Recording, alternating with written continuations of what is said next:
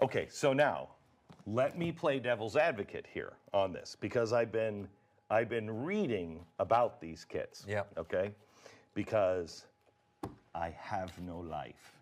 And how I got onto vampire kits, I have absolutely no idea. So I've been reading about these, and we're not sure, David. I hate to break it to you. Can you slide it over this way?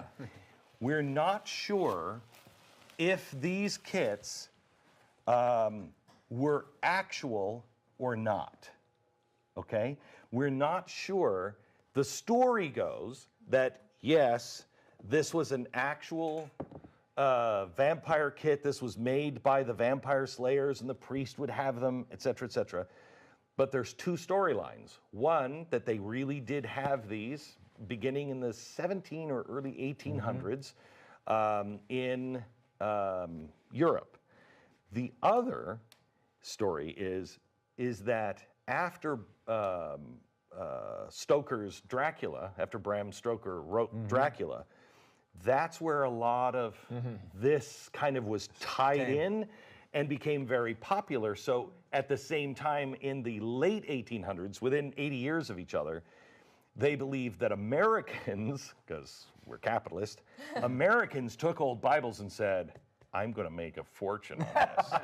And they sold them at the time, around the turn of the century, as old vampire kits. Yes. So we have to have somebody who can dig into this and find out. The one I did not purchase. Yes. Actually had the pistol and the silver bullets with it. You're kidding me. And I can tell you that what was in there was much earlier than anything in the 1800s. What was in that kit, I guarantee you, because I deal with that all the time, I guarantee you what was in there was real early. How much did that one cost? $4,000. That's not that bad. It's not that bad. So this says 1829 here. Yeah, that's and what, it is Europe. You can tell it's European. And that's what this is here. That's what they base it on. Now the Bible is earlier than 1829. The Bible. Yeah, this looks 1700s. That's a 1700s Bible. Yeah. That's a 1700s Bible. And it was shockingly. I mean, am I reading this wrong? This looks like an expensive at the time. It is. Oh, it's a very expensive. It's a very expensive Bible. That Bible is an expensive Bible. I think I recognize it's 1794, 1796 Bible is what I think it is. But that's amazing, David. So this is like Christmas. Well, see, we got the vampire Bible in. Merry Christmas, everybody. It's weird. That's the superstition side of Europe versus the practical side of America, and it literally is. That's the difference, right there. Okay. So we're going to jump to World War II. Before we do, go back to Europe for a minute. It said the difference between Europe and superstition there are not much here, and that is a lot of the characterization. But the difference was the Reformation started in Europe, and where the Reformation went and people got into the scriptures and read it for themselves, then you saw it move away. So there were places in Europe that were really solid, really rock solid, but a lot of where you had the state-established churches, you had a lot of superstition. France, and places like that. There's times in Great Britain, the same kind of thing. Sure. But those people, I mean, you even read about people like George Whitefield.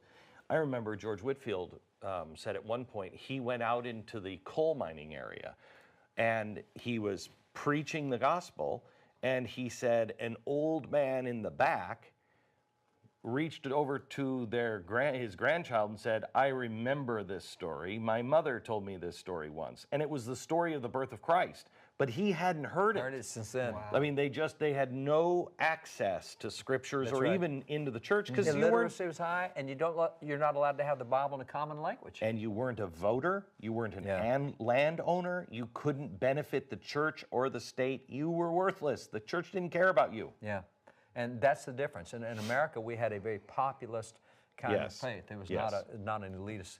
This is World War II stuff. We'll jump in here. This is a paper from Wednesday, November the 25th, 1942. So we're now about 11 months in. Thereabouts we're going. It's kind of fun for several reasons, not the least of which is 2 Thanksgivings for Pacific troops. First time we could celebrate Thanksgiving twice, but we got the international date line. So we could have because this is, when was it? Because this is about the time. No, it should have been the later date because remember, FDR changed the date. 4th Thursday. That's right. You know why? No. He changed it, and this, I think, is, just as significant as I think Andrew Jackson is to the changing of the United States from divine providence to manifest destiny. Yeah. For the very first time, our Thanksgiving was tied directly to business.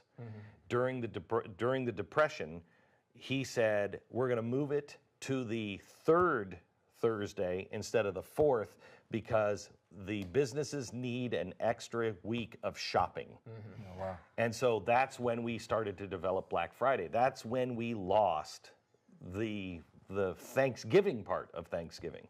Well, this would have been the fourth Thursday. This is back to the fourth Thursday at that point. And it says, for the first time, Thanksgiving Day will be nationally celebrated in the Antipodes, where the United States troops are now stationed in Fiji and Samoan Islands, so you get two Thanksgivings.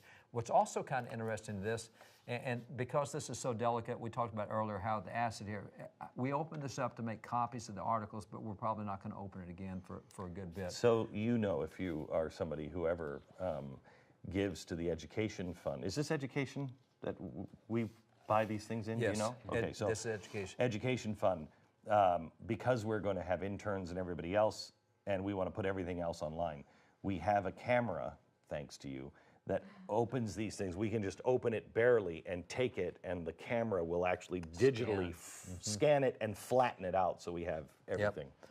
And so by doing that, we don't have to keep opening this. We've got Yes. the originals, the credibility is there, but the content we can get. Yeah. What's also interesting in this paper is they give you a list of churches throughout the city where you can go for Thanksgiving Day and who's preaching and what the sermon is, and here's some for kids, and here's some if you're Catholic, if you're Jewish, if you're Protestant. In the New York Times. New York Times. And so, I mean, look at this. Look how many pages this is, Glenn, of all the churches, of all the preachers, the addresses of all the churches.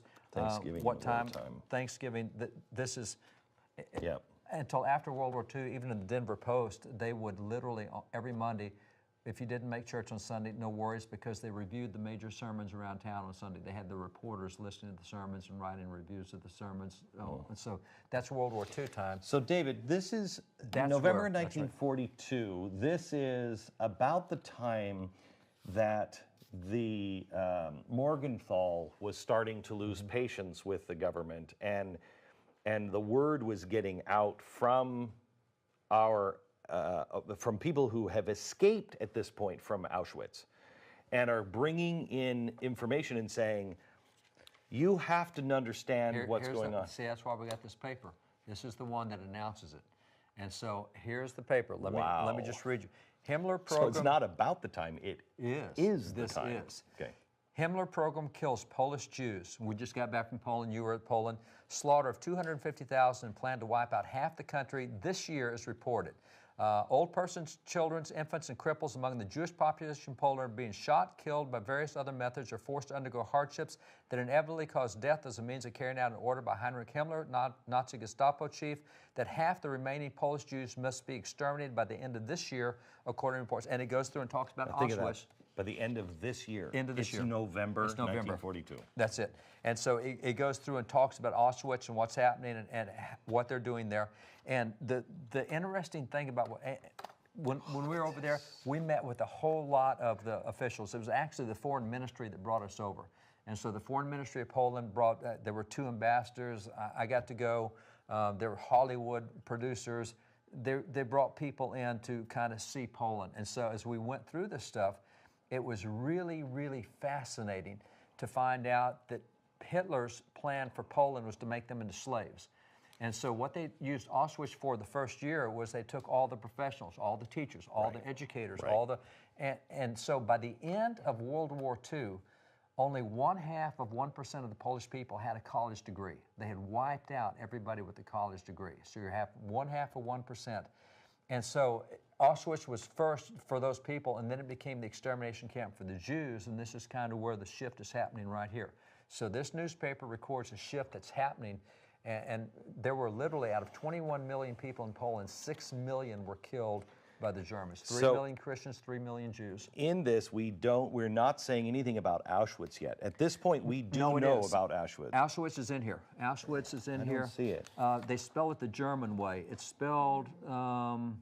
because Yeah, because we did know about it at this point. Yeah, but and it is in here. But nobody Treblinka sent to camp, so-called. No, but listen, it's in if you listen to this, old persons, children, infants crippled among Jewish population, blah blah blah. 250,000 have already been killed under the Himmler program, blah blah blah. Declaring the Nazi program to reduce the number of Jews in Poland by 50% this year was the first step towards complete liquidation. That's in quotes, the report said. The most ruthless methods are being applied. The victims are either dragged out of their homes or simply seized in the streets. The Germans have mobilized the special battalion under the command of SS men, characterized by their utter ruthlessness and inhumanity. Talk about the freight cars. They pack them with 150 people that normally would hold 40 people. Floors of the trucks are covered with a thick layer of lime and chlorine sprinkled with water, and the doors are sealed. They remain sealed for 2 days or even longer. This is probably the most accurate newspaper of the New York Times. Yeah. Because this was controversial at the time. The government didn't want that printed. For them to print this, but the problem was nobody wanted to believe it.